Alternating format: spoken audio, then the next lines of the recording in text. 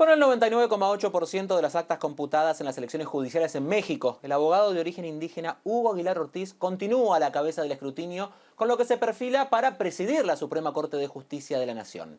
Este escenario fue destacado por la presidenta Claudia Sheinbaum, quien señaló que no ha habido representación indígena desde Benito Juárez en el siglo XIX. Valeria León, desde Ciudad de México, nos trae más información al respecto. Valeria, muy buenas tardes. Adelante. Buenas tardes, Iván. Y no solo no ha habido esta representación indígena, sino que también este candidato que se perfila a dirigir la Suprema Corte de Justicia de la Nación ha estado también ligado a consultas indígenas por defensa del territorio, hasta en 3 obras insignia del sexenio pasado del expresidente Andrés Manuel López Obrador, tales como el Tren Maya, el Corredor Interoceánico y también la construcción del aeropuerto Felipe Ángeles. Pero ¿cómo empezó Hugo Aguilar con su campaña? Bueno, con una frase muy característica. Él decía, ya nos toca, refiriéndose a estas comunidades indígenas que han sido históricamente rezagadas y no tomadas en cuenta en diferentes sectores de México, y por supuesto el judicial es uno de ellos. Mucho de la queja de estas comunidades es que incluso en parte de sus juicios el Estado no les proporciona un traductor, a pesar de que es su derecho. Este es uno de los ejemplos de la justicia, cómo ha sido diferenciada históricamente para los indígenas en nuestro país. Pero Hugo Aguilar tiene origen mixteco. Fue propuesto por el Poder Ejecutivo y recibió el apoyo de la presidenta Claudia Sheinbaum para llegar a ser candidato y poder contender por un puesto en la Suprema Corte. Ahora se perfila como quien va a dirigir este máximo órgano de justicia de México. Y Hugo Ortiz fue el único aspirante indígena en esta lista de candidatos, que son 51 los que estaban impresos en esta boleta para aspirar a algún puesto de entre los 9 ministros que está integrado así la Suprema Corte de Justicia de la Nación. Hugo Aguilar nació en 1973 y lleva más de 30 años trabajando por la defensa de pueblos originarios. Es licenciado de Derecho por la Universidad de Benito Juárez, en su estado natal, en Oaxaca.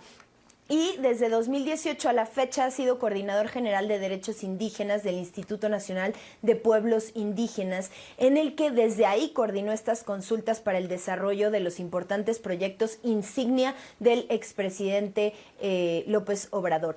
Pero es uno de los pocos candidatos que nunca ha militado en ningún partido político en México, por lo que de esta manera también se espera que, de confirmarse su triunfo en la presidencia de la Suprema Corte, pueda rendir cuentas y justicia para todos, que es lo que al final los ciudadanos esperan en México.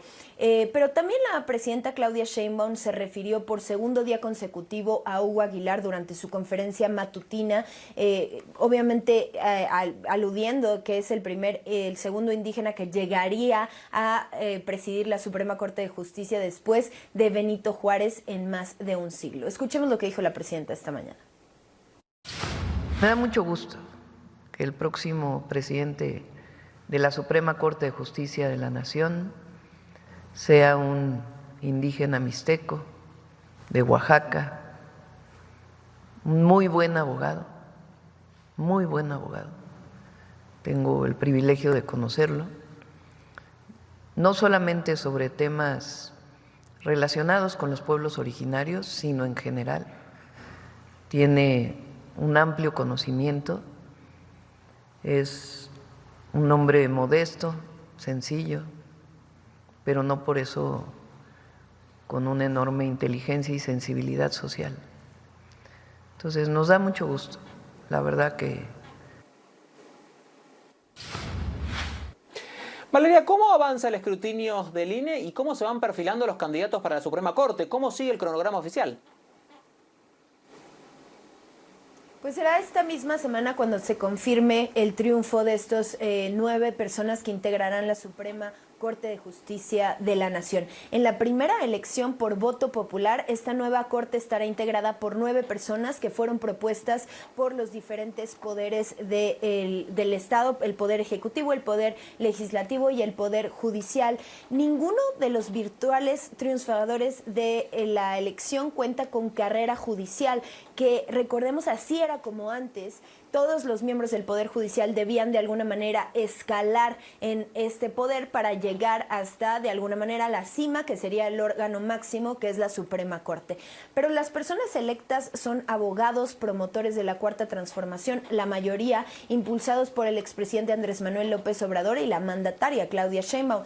La única sorpresa es que el mayor número de votos no lo obtuvo ninguna de las 3 ministras en funciones afines al gobierno, sino el abogado Hugo Aguilar, de origen mixteco, quien presidirá la Corte durante 2 años, de 2025 a 2027, a partir del 1 de septiembre, que es la fecha cuando todos los ganadores de esta elección judicial asuman funciones. Pero será esta misma semana cuando sepamos de parte del INE, cuando se confirmen, se termine este 1% que falta de computar de las actas, y finalmente será el 15 de junio cuando el INE otorgue las actas a los candidatos ganadores y de esta manera se oficialice su triunfo, Iván. Valeria, gracias por haber estado con nosotros. Era Valeria León quien nos acompañaba desde Ciudad de México.